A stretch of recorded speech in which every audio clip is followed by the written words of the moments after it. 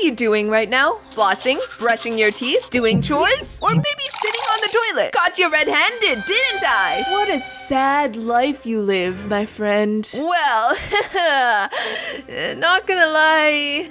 Me too. For years, I've multitasked my way through life. Every chore, every meal, every second of silence filled with something. Podcasts, music, random video essays. It just feels productive, you know? But after watching David Achu, thanks for the inspo, you're the best, and doing my own research, I realized it's a scam. It's not even multitasking. It's your brain rapidly switching between tasks. It means less focus, more stress, and more mistakes. Is this habit destroying my attention span and my own thoughts? What if I didn't listen to anything for once? No music, no YouTube, no gurus explaining trends of the year, just silence. YouTube challenge time! 7 days, no background noise. Day 1! I thought this would be easy. Oh, how wrong I was. Breaking a habit you've had for years? Not a piece of pie. More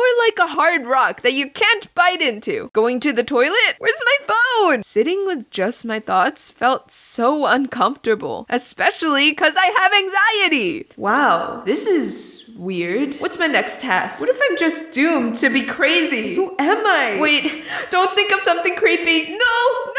California girls are unforgettable. Thanks, brain. So instead of just sitting there, I forced myself to go on a walk without headphones. Just the sound of my footsteps and birds and wind.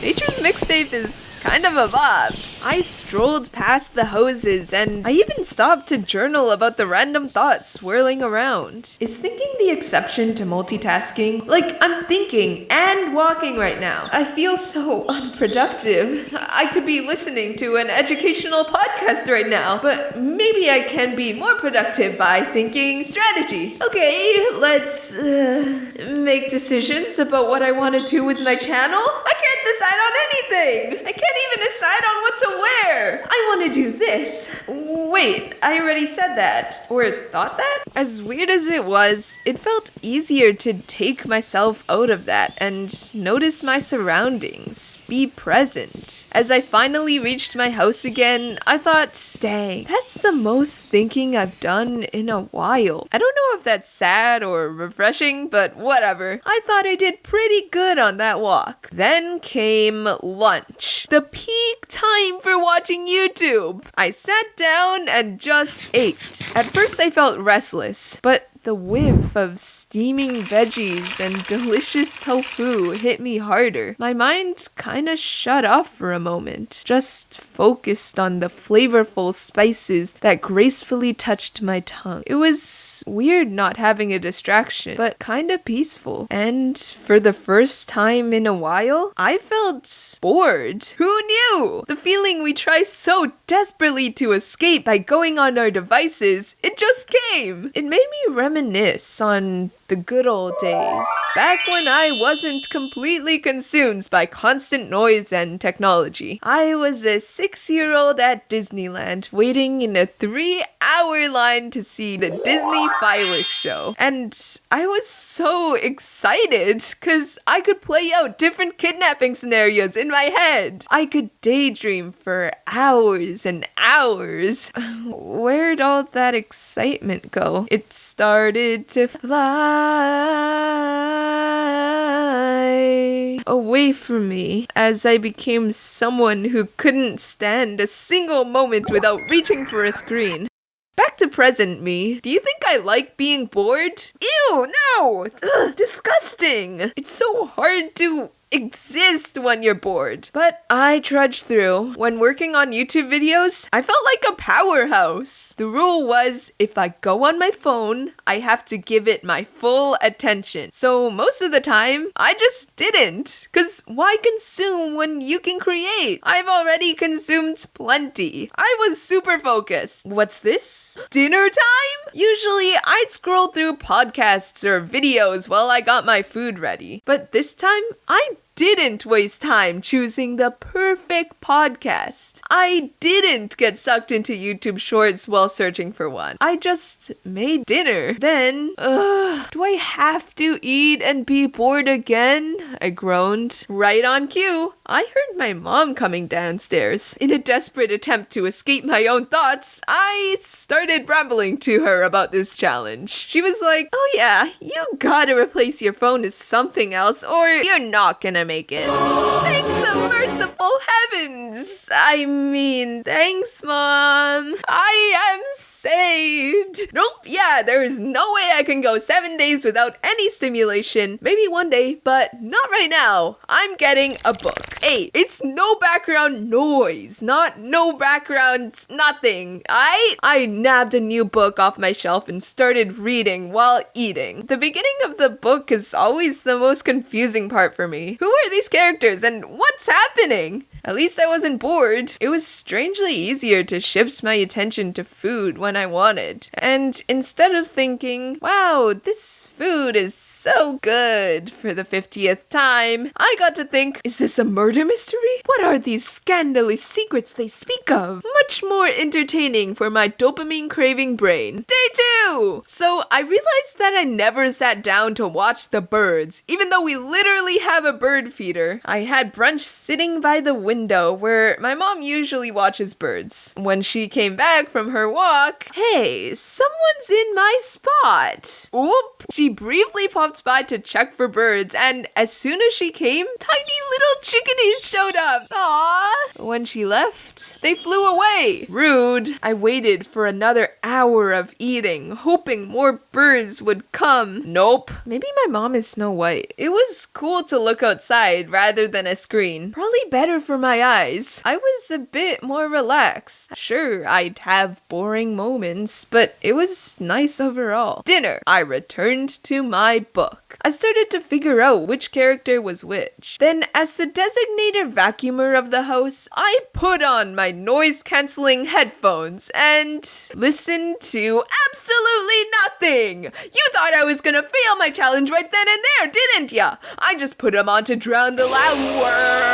The silence didn't suck. I just walked around like a deep-thinking janitor philosopher. I also had a better time sleeping at night because the anxious thoughts came during the day instead of right before I fall asleep. Day 3! My brother and I were supposed to watch Beast Games together, but since I was doing this challenge, I didn't remind him. And he forgot. Yay! So I read. It was still less stimulating than a screen, but it felt good. I was getting into it. Day 4! I was so ready to keep reading, but my grandma spontaneously came over. Let's watch a movie while we eat, she exclaimed. Family bonding time! Okay, I'm sorry. I couldn't refuse. It's grandma. That's a crime. Half a movie with family. I allowed it. Day 5. I ate dinner with my family. And yes, I'm allowing that too, because more family bonding. Plus, no screens were involved. Afterwards, I went on a walk with my dad and told him about the challenge. He goes, you should inspire mom to not be on her game all the time. And I go, you were literally listening to your headphones 2 seconds ago, like you always do. See, I'm not the only person with a problem. Day 6. Back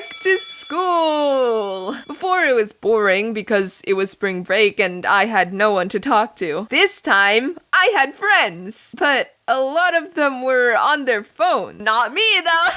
I tried my best to talk my way out of them being on their phone. At dinner, I was super into my book anyway. I didn't even miss the screen. Day 7! The final day. I got here quicker than expected, but honestly, I didn't even want to go back. I don't care about dumb shows anymore. What happens to my beloved lockpicker? Day 9! Okay, yeah, I just kept going. Cause guys, this book, oh my gosh. The habit was easier to maintain now and I felt good. I had fun reading fiction and learning new words. Pretty cool, I'd say. Look at me being productive and enjoying myself. Day 10! Okay, this is when I officially ended the challenge. Done! For the first time in 10 days, I watched a YouTube video while eating and it felt overstimulating? I literally had to pause at one point because there was just too much going on. I see why it's so addicting now. They're designed to keep you glued with nonstop visuals, noise, and chaos. But after that little detox, my brain was like,